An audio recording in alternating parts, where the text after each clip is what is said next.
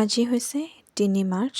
৩ মাৰ্চৰ দিনাখন world wild life day অৰ্থাৎ বিশ্ব বন্যপ্ৰাণী দিৱস হিচাপে পালন কৰা হয়। এই দিৱস পালন কৰা মূল কাৰণসমূহ হৈছে সজাগতা বৃদ্ধি আৰু বিশ্বৰ বন্যপ্ৰাণী আৰু জৈৱ বৈচিত্ৰ্যক সুৰক্ষা প্ৰদানৰ বাবে কাৰ্যক উৎসাহিত কৰা।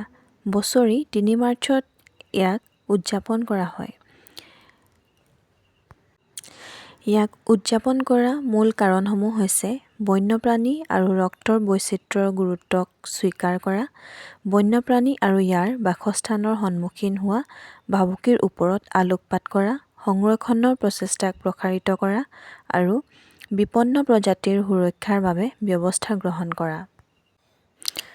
বন্যপ্ৰাণী সুৰক্ষা আইন ১৯৭২ চনত ভাৰতৰ সংসদে উদ্ভিদ আৰু প্ৰাণী প্ৰজাতিৰ সুৰক্ষাৰ বাবে প্ৰণয়ন কৰা এক আইন।